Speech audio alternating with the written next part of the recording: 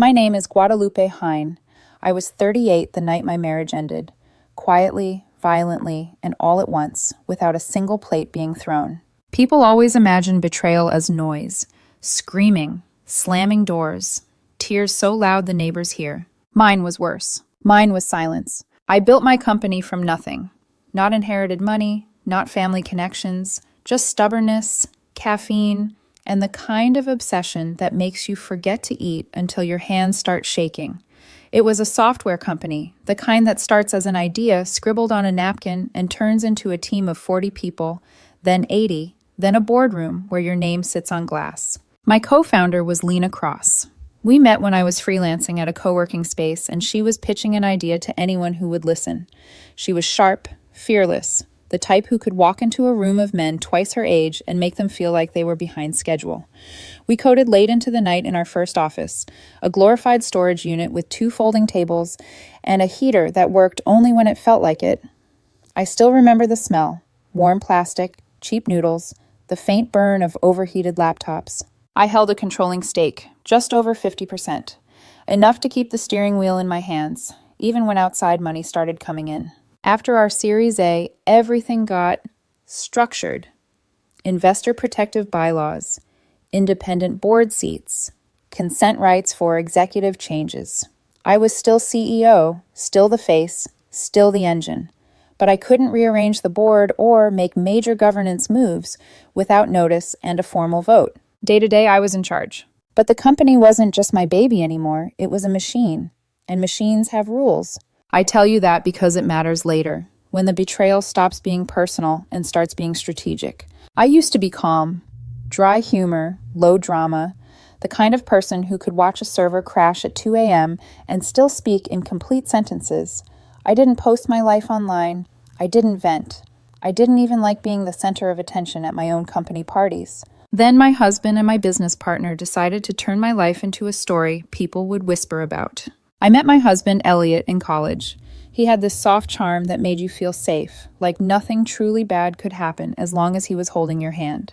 We got married young. We were proud of it, like it proved we were serious people with serious plans. The early years were simple: tiny apartment, secondhand couch, cheap dinners, where we split one dessert because we were budgeting, but really, we were just broke. We talked about the future like it was a place we could build with bare hands. I wanted kids eventually. Elliot always said, "Not yet." Every year, it was not yet. Every conversation ended with him smiling, kissing my forehead, promising someday. I didn't want to pressure him. I told myself love meant patience.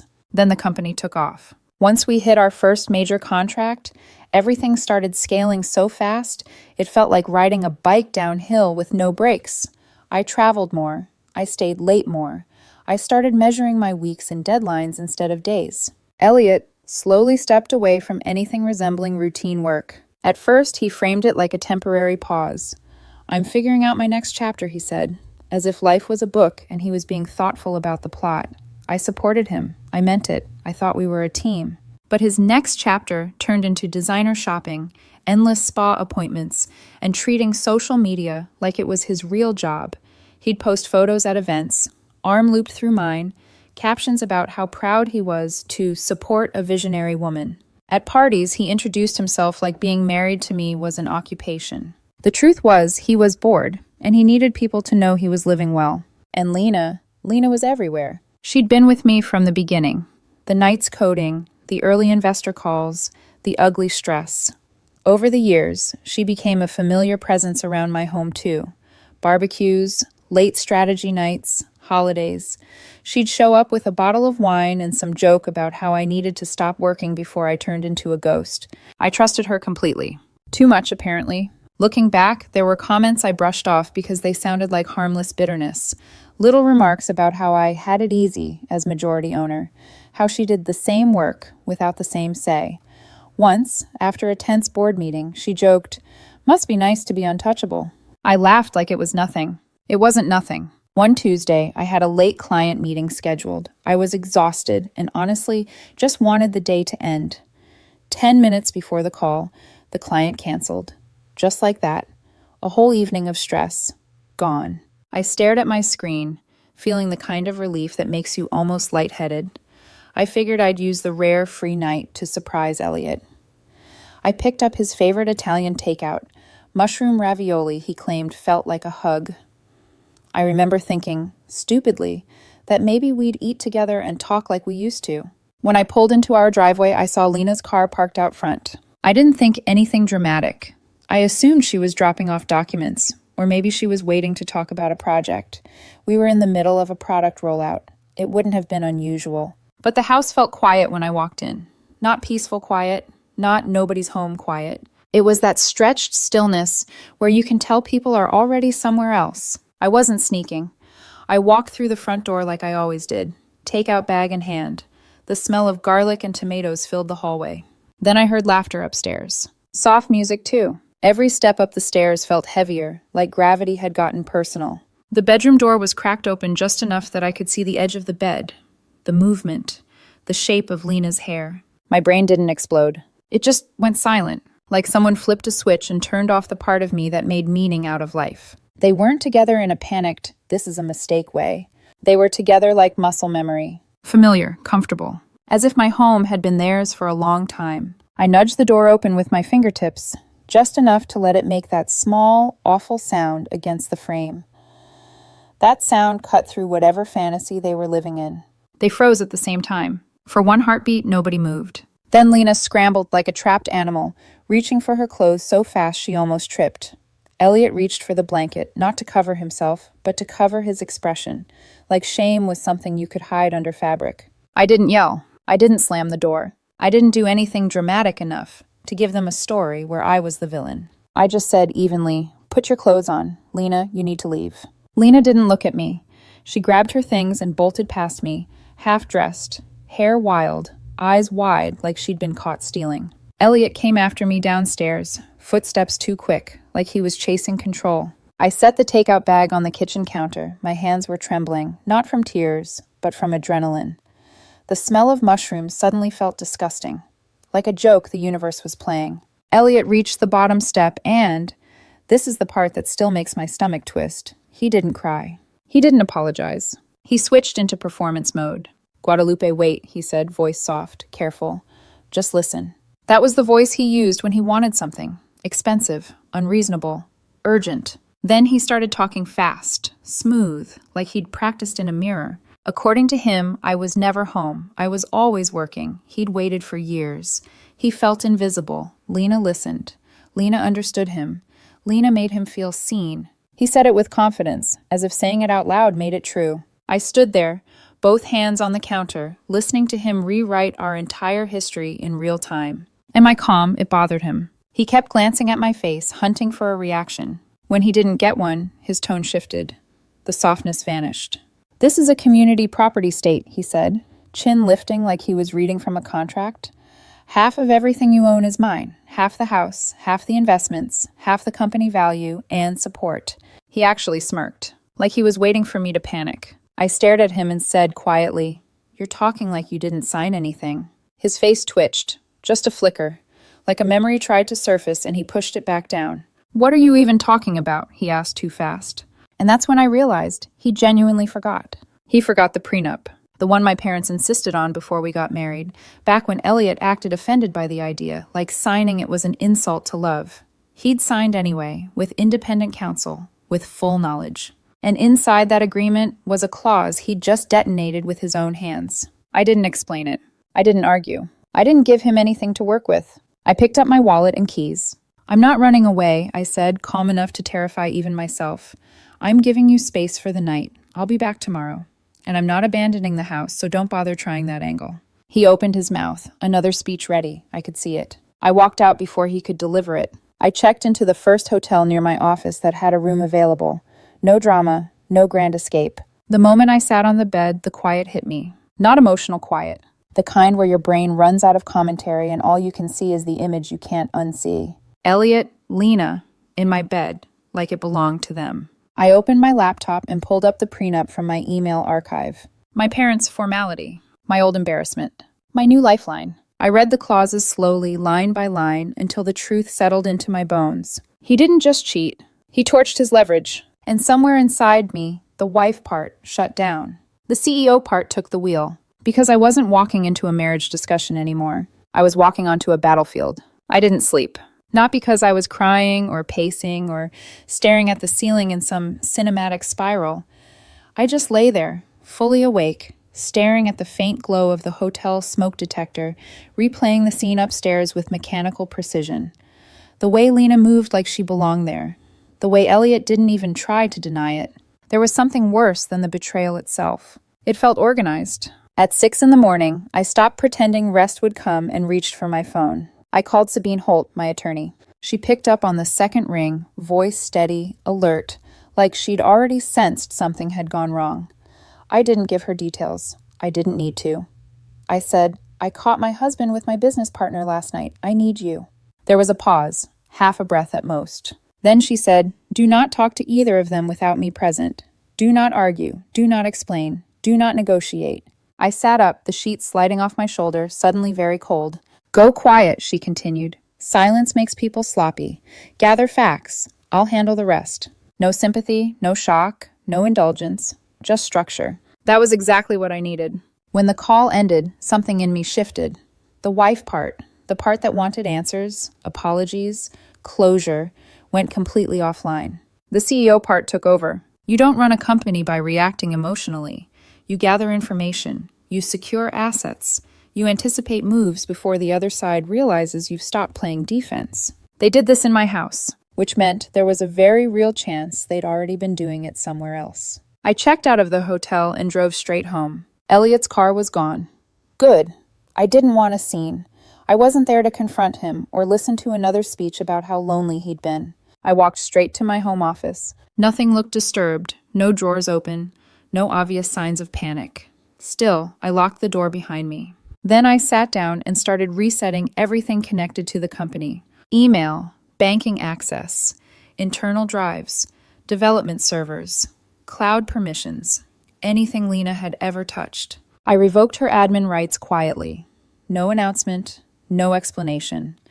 I didn't block her email or phone number. I wanted to see what she'd do when she realized the door was closed. Halfway through the resets, my phone buzzed. Lena, Guadalupe, this was a mistake. We should talk. I stared at the message until the screen dimmed. I didn't reply. I didn't block her. I left it exactly where it was. Sabine had been clear. No contact. Once I finished locking down access, I called her back. She didn't waste time. We need to assume financial exposure, she said. I'm bringing in a forensic accountant, someone meticulous, someone who treats missing dollars like a personal insult. An hour later, I got a call from Piper Wren. Her voice was clipped, efficient. No small talk. She asked for access to reimbursement systems, vendor lists, corporate card statements, travel logs, anything that touched money. I sent everything before she finished her sentence. Honestly, I expected her to find a few questionable expenses, maybe some lazy receipts. Lena had always been casual with rules, but never enough to alarm me. By early evening, Piper sent a short message. One vendor name. It didn't match anything we'd ever used. It was tied to something called a regional tech symposium that didn't exist. She flagged it for follow-up. By the next morning, there was a second vendor. Another fake conference. Another clean invoice. Too clean. These are tidy in a way real travel never is, Piper wrote. Real expenses are messy. When she overlaid the payments with Lena's claimed travel dates, the pattern settled into place like a bad puzzle snapping together. Cities didn't match. Dates overlapped. Locations repeated in ways that made no sense. Someone was siphoning money and hiding it under bad lies. That was the moment the realization hit me. This wasn't just an affair. This wasn't boredom or impulse or midlife panic. This was theft. My business, my company, had been funding their relationship. I was sitting with Piper's findings open on my screen when Elliot came home that night. He didn't knock. He didn't hesitate. He walked into my office like he still owned the place, arms crossed, wearing that practiced expression he used whenever he wanted to win an argument through confidence alone. You know this divorce is going to ruin you, he said. You think you're safe because you walked out last night. You're not. I didn't look up. Half of everything is mine, he continued, voice rising slightly. Half the company, half the house. You think your board is going to back you when they hear how you treated your own husband? I stayed quiet. He mistook silence for weakness. You can't prove anything, he said, stepping closer. No recordings, no evidence. So maybe think before you do something stupid. I finally looked at him. I don't need a movie, I said evenly. I need a trail. He laughed. Actually laughed. The sound echoed wrong in the room, like he was performing for an audience that wasn't there. You're delusional, he said, shaking his head. You think you're smarter than this. He walked out, muttering under his breath, probably expecting I'd chase him, argue, beg. I didn't move. I stayed in my chair long after midnight, rereading Piper's notes until my eyes felt dry and gritty. At 11:47 p.m., my phone buzzed again. Unknown number. I'm Lena's husband. I've been collecting proof. We need to talk. The situation didn't just escalate. It widened. We met the next morning at a small cafe near the hospital where he worked. When I walked in, he was already there, hands wrapped around a paper cup like he needed something to anchor him. He didn't look fragile. He looked exhausted. The kind of exhaustion that comes from weeks of living on suspicion and confirmation. I don't want sympathy, he said before I sat down. I want the truth, and I want consequences. He slid a thick folder across the table. Inside were screenshots, hotel confirmations, time-stamped photos, location logs, messages between Elliot and Lena that made my stomach turn. The affair wasn't months old. It had been going on for years. And the deeper I looked, the clearer it became. They hadn't just fallen into each other. They had planned everything. And I was the obstacle. By the time I left the cafe, my hands were steady. My heart wasn't broken anymore. It was armored. Because now I knew the truth. And the truth had weight. We didn't sit there in silence. Lena's husband, Marcus, didn't give me time to spiral, and I was grateful for that. He wasn't there to process emotions. He was there to finish something. This isn't everything, he said, tapping the folder lightly. This is just the part that proves the affair. He reached into his bag and pulled out a second stack of documents, thicker than the first. The edges were worn, corners soft like they'd been handled too many times. These, he said, are the parts she never meant for you to see. Emails, drafts, meeting notes, investor contact logs. I flipped through them slowly, the way you do when you already know the truth, but your brain still needs proof to accept it. My name appeared again and again, not as a partner, not as a founder, not as a person. As a problem, an obstacle. In one email, Lena described me as overextended. In another, Elliot suggested I was emotionally compromised. There were bullet points about positioning, tone, timing. They weren't just sleeping together. They were rehearsing my removal. Marcus leaned back, watching my face carefully, like he expected something to crack. Anger, tears, shock. But what I felt was a tightening, like a wire being pulled taut inside my chest. They planned a board ambush, Marcus said quietly. Fast vote. Question your leadership. Make it messy before you could respond. I closed the folder. On paper, they could try. Our voting agreement allowed the board to remove a CEO for cause with a supermajority that included investor directors. I still owned the most stock, but replacing board members takes time. Notice. Formalities. In a surprise move, they could destabilize everything before I had the chance to unwind it. They weren't just trying to take my marriage. They were trying to take my company. I didn't swear. I didn't slam the table. I just nodded. Everything in this folder goes straight to my attorney, I said. Every file, every timestamp. Marcus agreed immediately. He wasn't interested in revenge. He wanted accountability, precision, consequences that stuck.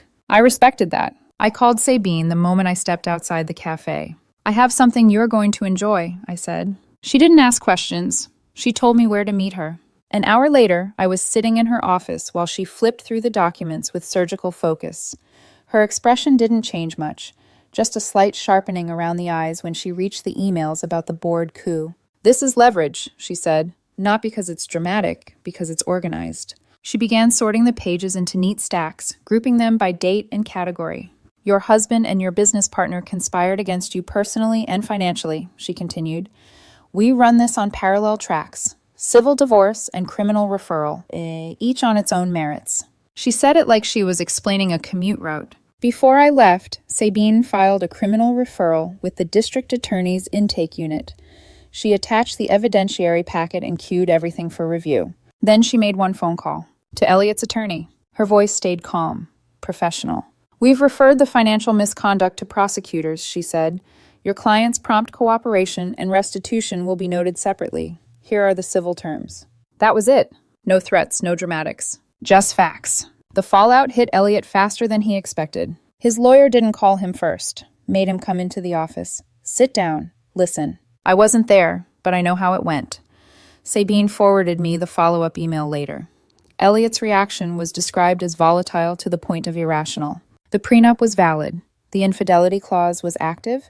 The claims he'd bragged about, half the company, half the house, ongoing support, collapsed on contact. Less than 30 minutes after that meeting, Elliot drove home like he meant to break pavement. He didn't knock. He stormed into my office, slamming the door open like force alone could change reality.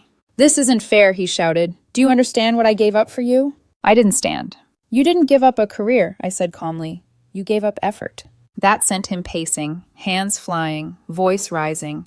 He listed every sacrifice he'd made, events he attended, dinners he hosted, appearances he maintained. When yelling didn't work, he softened, sat on the edge of my desk, reached for my arm. "Guadalupe," he whispered, "we can fix this." I moved his hand away. "Don't!" That's when the tears came, loud, messy, designed to overwhelm. Then rage again. "You're cold," he spat. "You're disgusting." I finally looked him in the eye. "Then you file for divorce," I said. "You don't file for my replacement." He recoiled, not in pain, but in wounded ego. Sabine called right then. I answered with Elliot still in the room. "It's moving," she said. "The case is open. Expect action soon." Elliot froze. 3 days later, the action arrived. I was in a meeting when security buzzed me. Law enforcement was in the lobby. They walked Lena out in cuffs. No scene, no shouting, just the quiet collapse of someone who thought she was smarter than consequences. When Elliot read the internal notice, his face drained of color. "They're arresting her," he whispered. "For what?" He already knew. That night, he tried to rewrite the story online. Long post, victim narrative, tagged my company. By morning, the comments were full of receipts. And the truth, quiet, documented, undeniable, started doing what it always does. It spread. By the time the sun came up, Elliot's version of the story was already collapsing. He had posted late at night, counting on emotion and timing to do the work for him. A long, winding essay about betrayal, abandonment, and one mistake that supposedly destroyed his life. He tagged my company. He tagged mutual friends. He framed himself as the loyal husband cast aside by a cold, power-hungry wife. For a few hours it worked. Sympathetic comments rolled in, heart emojis, messages telling him to stay strong. Then the questions started. Someone asked why a regional tech symposium listed in his post didn't exist. Another commenter posted a blurred screenshot of a vendor invoice and wrote, "Ask him why this company isn't real." Within an hour, the tone shifted. Receipts began appearing like dominoes tipping over, travel dates that didn't line up, hotel confirmations, a lease record for a condo in a neighboring town, screenshots of messages joking about billing date nights as company expenses. Elliot deleted the post. Too late. Screenshots were everywhere. By midday, his name had turned radioactive. Friends who had defended him quietly removed their comments. People stopped returning his calls. His carefully constructed image cracked under the weight of evidence he couldn't talk his way out of. And that was just the public side. Behind the scenes, things were worse. Piper's forensic work uncovered skimming that predated the affair. Small amounts, spread out over years, designed not to trigger alarms. It showed intent, pattern, planning. Under our shareholder agreement, there was a bad actor clause. If a founder committed fraud, the company could force a repurchase of their shares at a formula price, fair value minus misconduct penalties and restitution offsets. Sabine executed it without hesitation. The court enforced it. Lena lost her stake. Her lawyer didn't fight. They were too busy trying to contain the criminal damage. The divorce hearing came faster than Elliot expected. He walked into the courtroom with his chin high, hair styled perfectly, like confidence alone could sway a judge. It couldn't. His attorney tried the duress argument, claimed Elliot had been pressured into signing the prenup, that he hadn't understood what he agreed to. The judge listened politely, then turned to Sabine. Sabine didn't perform. She laid out facts like arithmetic, independent counsel, voluntary signature, enforceable infidelity clause. Then, for limited purpose only, she introduced select financial exhibits, not to argue criminal guilt, just to establish marital waste and credibility. The judge nodded once. Ruling delivered. Prenup enforced. Business assets excluded. Support capped at the minimum. No ongoing payments. No sympathy. No softness. Elliot broke, not quietly. He sobbed, loud and theatrical, looking around the courtroom like someone might rescue him from reality. No one did. When it was over, Sabine packed her folder like she'd just finished a routine meeting. Outside the courthouse, Elliot spotted Lena's husband standing near the steps. He stormed toward him, rage barely contained. "You ruined my life," Elliot spat. Marcus didn't flinch. "No," he said evenly. "You did that yourself." Elliot turned away, jaw tight, already rehearsing the next lie he'd tell someone else. But the walls were closing in, and there was nowhere left to perform. Elliot didn't disappear after court. He tried to rebrand. New profile photos, vague posts about healing and self-love, a soft launch of a new relationship with a flashy finance guy who paraded him through rooftop bars and expensive restaurants, each post designed to suggest he was still winning.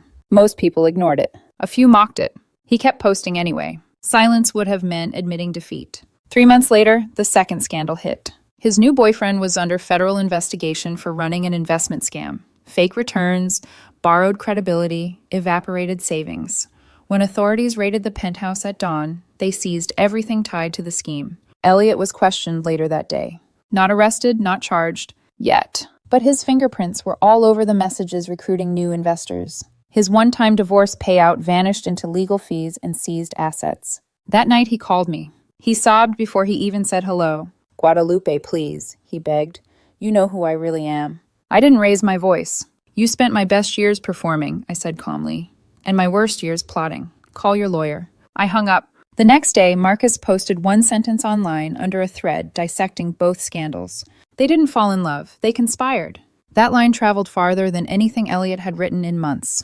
People believed it because Marcus never embellished. He only ever shared facts. As for me, I stayed quiet. The company stabilized. Revenue held. The office felt clean again. I stopped waking up with my jaw clenched. I started seeing someone new. Not a whirlwind, not a spectacle. A steady, grounded man who had his own life and his own goals. He didn't care about optics. He cared whether I ate lunch, whether I slept. Life didn't explode upward. It leveled out. And that peace was worth more than anything I'd lost. Elliot faded from my world, not because I blocked him, but because he ran out of stages. In the end, he demanded half, like I owed him a